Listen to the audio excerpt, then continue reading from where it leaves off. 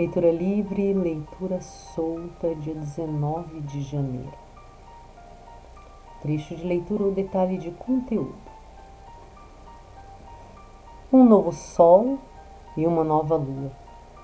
O microcosmos precisa de uma vivificação, sem a qual ele é um organismo morto-vivo. Poderíamos comparar um micro-organismo não animado a um plano não executado. No microcosmos que conheceis e ao qual a condição anímica humana pertence, não se pode falar de um estado anímico imortal, porque o princípio da vida anímica primordial, que pertence ao organismo microscópico, não pode ser vivificado. Esse princípio encontra-se permanentemente numa condição de morto-vivo. É como um botão de rosa que fica oculto na folhagem que o recobre. Ainda não existe um sol que o desperte para a vida, que possa ajudá-lo a se manifestar plenamente. O sol que desperta para a vida existe na verdade, mas para o botão de rosa o microcosmos está oculto. É como a escuridão. Abre aspas. A luz brilha nas trevas, mas as trevas não a compreendem. Fecha aspas. A causa está na desorganização total do microcosmos. Ele está abatido por uma cristalização. É como um fogo quase apagado e por isso a alma primordial está desaparecida, morta. Restou apenas um princípio, uma semente, que toda a vida não pode ser lançada em solo apropriado para crescer. Em vista dessa situação, foi criada uma ordem de emergência na natureza da morte, que é a manifestação do estado anímico mortal.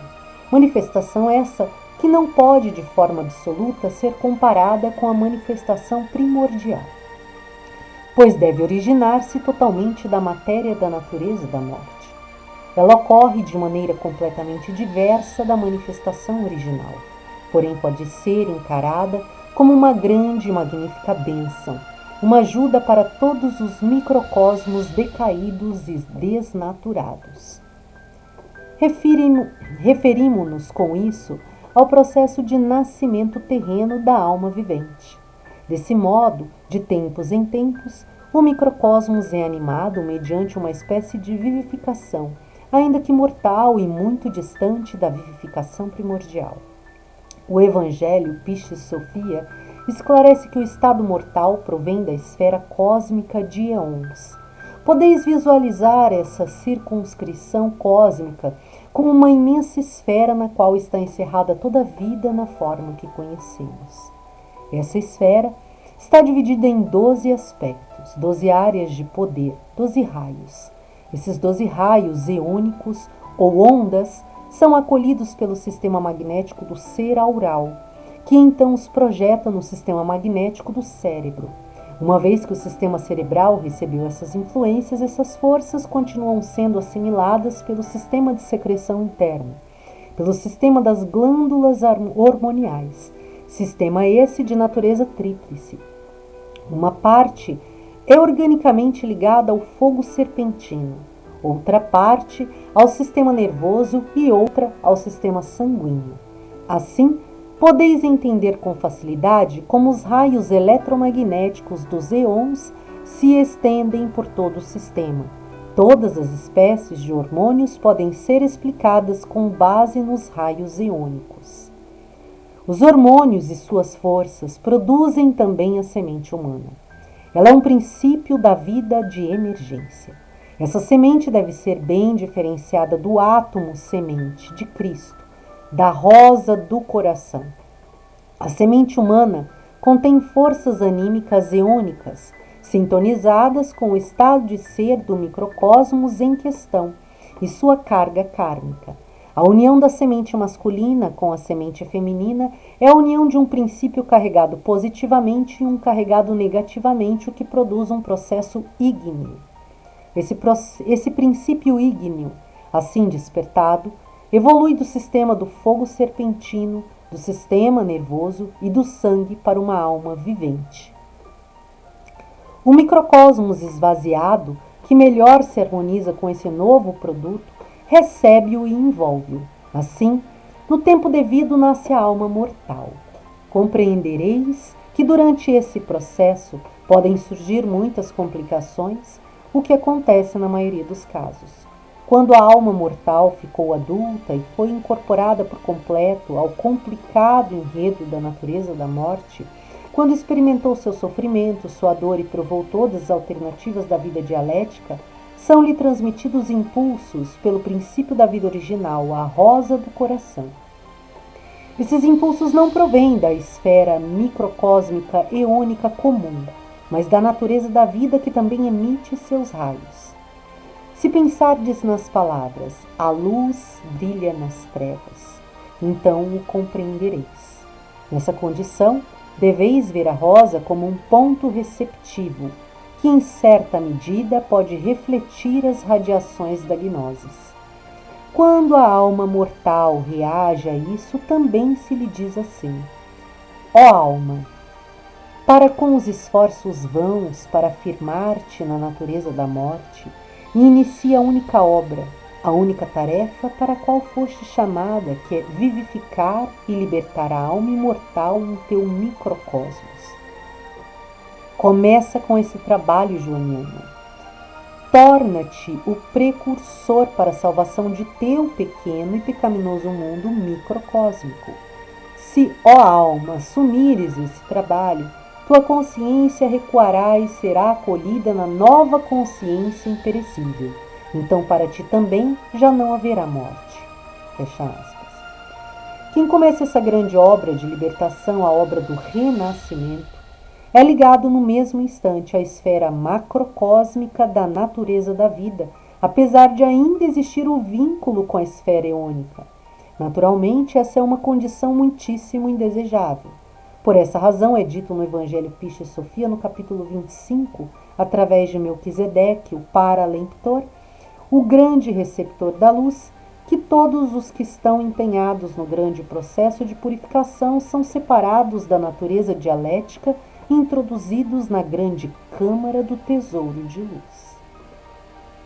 2 pontos.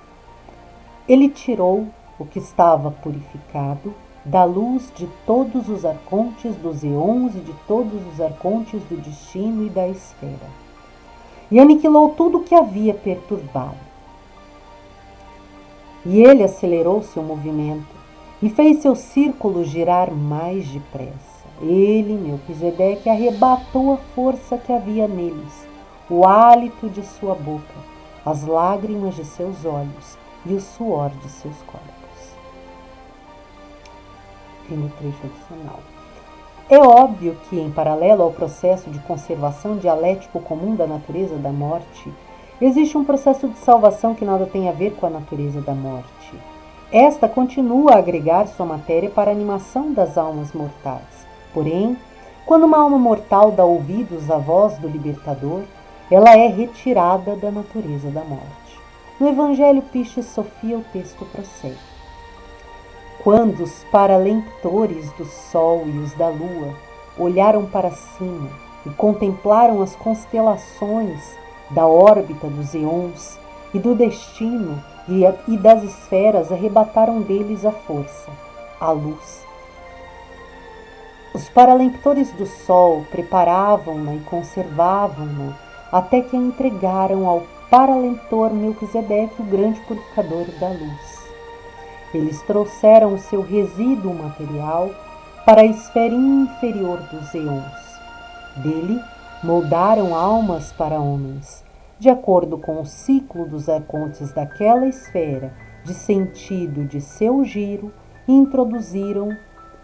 introduziram-nas no mundo dos homens. Fim do trecho adicional introduzido.